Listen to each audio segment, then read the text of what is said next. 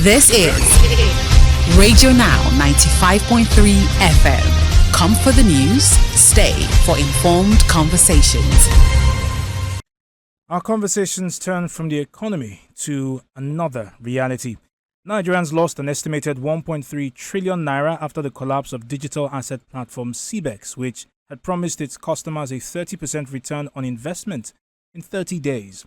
CBEX, China, which is known as China Beijing Equity Exchange, gained prominence in 2024 and has been described as a Ponzi scheme.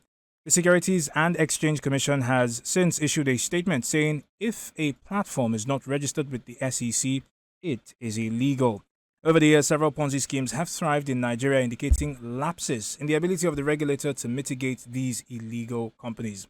Joining the conversation this morning is legal practitioner and fintech expert Oludolapo Oluseshi. Good morning, sir, and thank you for joining us on the conversation. Good morning. Thank you for having me. It's our pleasure. I wonder what your initial reactions are to this collapse of CBEX. Oh yes, I think that it underscores quite a number of issues. It obviously underscores it accentuates the fact that there is a lot of hunger in the land.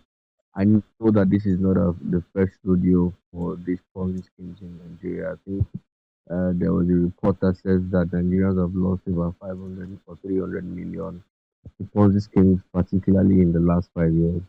But what this shows you is that there are a lot of people who are looking to get rich quick, possibly because things are a bit harder now. So people are looking to double their 1,000 to 1 million as quickly as they can, especially because other factors like employment and all of that are also unavailable.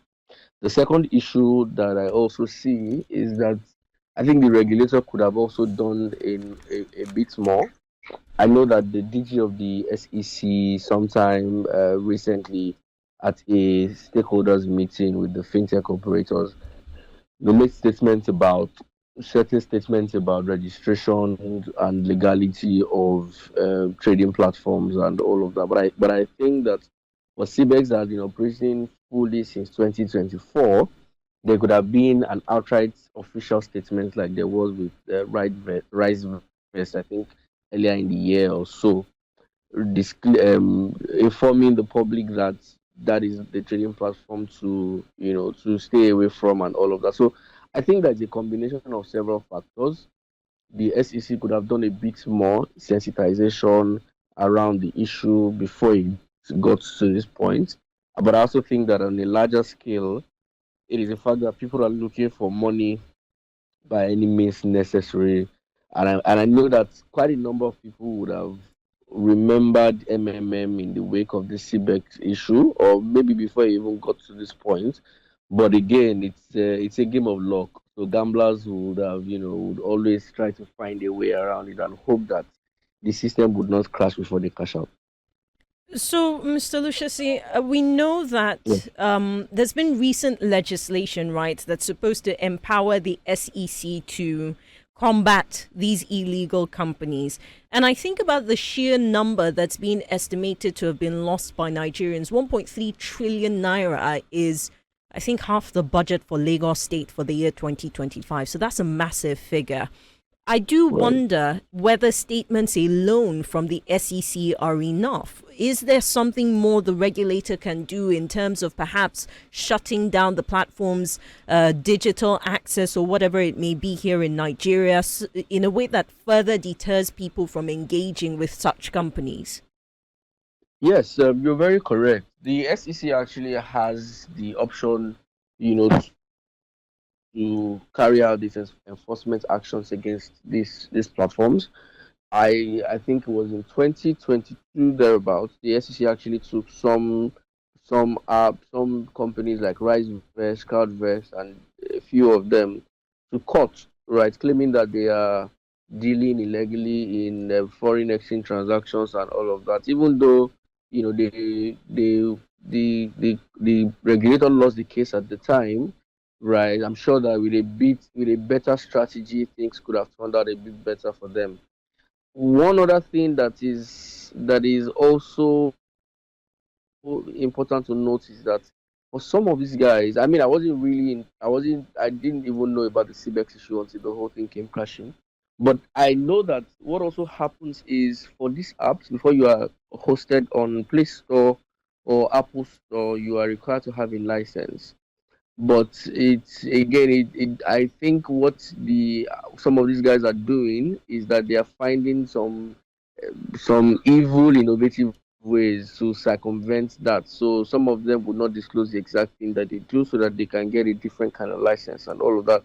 But I think what the SEC can do is in its monitoring activities, it monitors these platforms, and then it can directly write as a regulator to the hosts for these apps like Apple, like Google, and then demand that the apps be shut down. It can also go to court to commence enforcement proceedings against these apps, right? Requiring that the court should demand that they either get licensed, come under regulatory purview, or outrightly shut down. I imagine that for a CBEX, if the SEC had approached the court, definitely there would have been, because for if you look at the CBEX's business model, it was on the face of it a clear Ponzi scheme. So there was not is obviously nothing like Riceverse or Cloudyverse, and the other guys who actually just enables you to buy legitimate stock. For CBEX,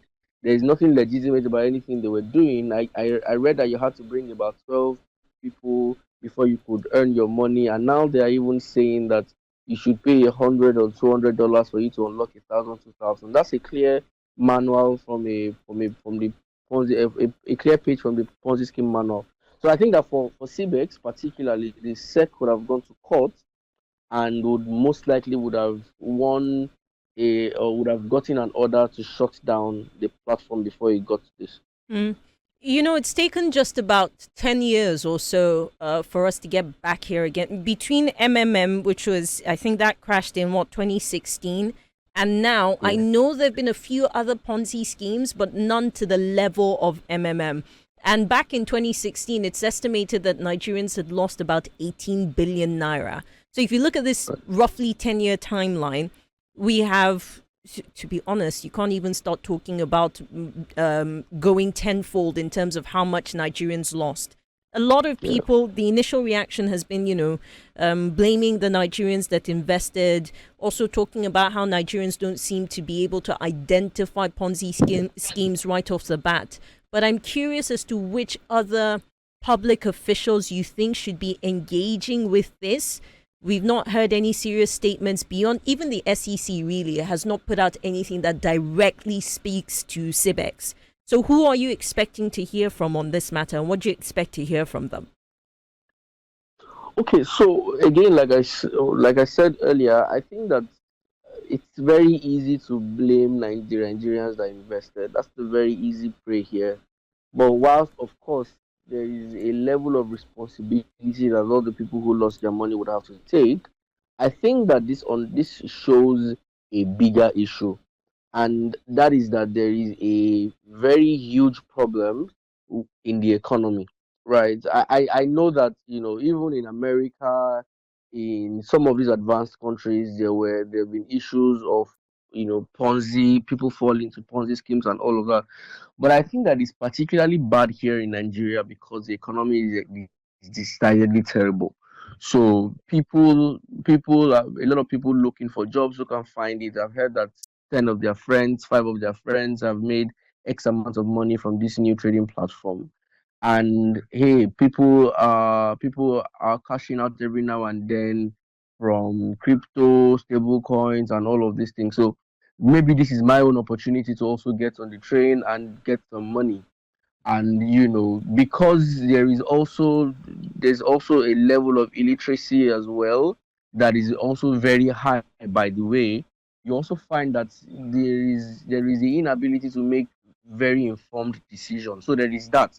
So I think that if there is any solution or any government approach that I'm looking out for, it will be a concerted effort amongst different agencies. The SEC definitely needs to do more than just releasing report statements. There has to be more stakeholder engagement. There has to be more sensitization efforts, because one of the things to combating things like this, one of the efforts to combating issues like this is sensitization, and that seems to be a very critical part of fighting this kind of issue. So SEC has to do more than just releasing statements and all of that. There has to be a full-scale analysis of the issues, sensitization of the public, not just when things like this are ongoing, but even before it comes. Then the government has to take a well-rounded approach as well to ensuring that the issues, the things that cause things like the things that lead to things like this are dealt with. The economy needs to be a bit better. Education needs to be better as well. People need to know people need to be taught, say via radio stations or things like what you are doing at the moment. It's a very commendable one as well.